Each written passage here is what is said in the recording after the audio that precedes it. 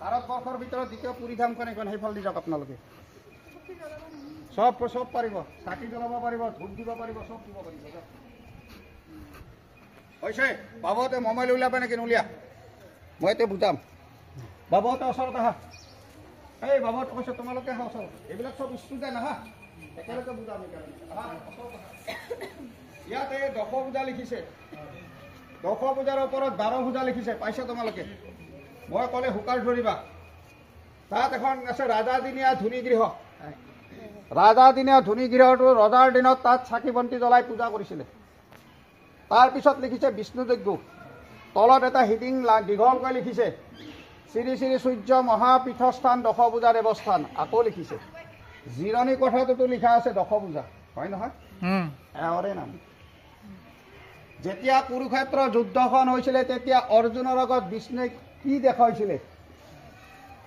কোৱাচোন কোনোবা 10 পূজা মানে কি পইচা তুমি কোৱা উত্তৰ দিও তাৰিখ হিচাপলৈ যাব তেতিয়া প্ৰশ্ন কৰিছে ভাল কথা কি তুমি কৈছিলে তেতিয়া অৰ্জুনৰ আগত বিষ্ণুৱে বিশ্বৰূপটো দেখুৱাইছিলে 12খন বাহু লৈ মূৰত সৰ্প লৈ পদুমৰ ওপৰত থিয় হৈ আছে বাইদেউ কৈ আছে এওঁলোক তিনিজন একেলগে আছে শিৱ বিষ্ণু আকৌ শিৱ 33 কোটি দেৱতাৰ ভিতৰত শ্ৰেষ্ঠ দেৱতা কাক পাতিছিল জানা তোমালোকে মূৰ কাটিছিল কাক ইয়েছ শুদ্ধ উত্তৰ 33 কোটি দেৱতাৰ শ্ৰেষ্ঠ দেৱতা গণেশৰ পেটটো ইমান মাথাটো হাতীৰ পাৰ্বতীয়ে বিশ্ব ব্ৰহ্মাণ্ডখন ঘূৰি আহিব কৈছিল গণেশে কান্দিছিল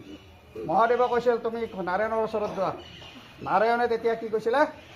তুমি মোৰ নাম ৰাম নাম লৈ ইয়াতে ঘূৰি থাকিবা আৰু তোমাক দৌৰাই দেখুৱাই দিম তাতে সমাপ্ত দিছোঁ হৰ মানে মহাদেৱ ন দুয়োজনৰ মাজত তুমুল যুদ্ধ হৈছিল শাস্ত্ৰ হৰিহৰ যুদ্ধ অলপ আগুৱাই আহা আটাইখিনি আহি পেলাই চাব পাৰিবা কৃষ্ণ যেতিয়া মায়াকৈ জন্ম পাইছিল কৃষ্ণ যদি জন্ম পাইছিল মাকে কলাত লৈছিল আমাক লৈছিল ন হয়নে নহয় আটাইকে লৈছিল তাত কি পদচৰণ পদ মানে বুজি পাইছে নহয় ভৰি চিন দুটা এই দুটা পদ চিহ্ন দেখিছা কৃষ্ণ শিশু কালত একেবাৰে শিশু বাচ্চা কালত এই অৰ্ধনাৰীশ্বৰ আধা পুৰুষ আধা নাৰী এইটো পিছফালে লগত বৈষ্ণৱ এওঁলোক দুজন ঈশ্বৰৰ দুৱাৰপাল ঈশ্বৰৰ দুৱাৰমুখত থকা গাত দুজনৰ নাম হৈছে জয় আৰু বিজয় বৈকুণ্ঠৰ দ্বাৰপাল বুলি কোৱা হয় কৃষ্ণ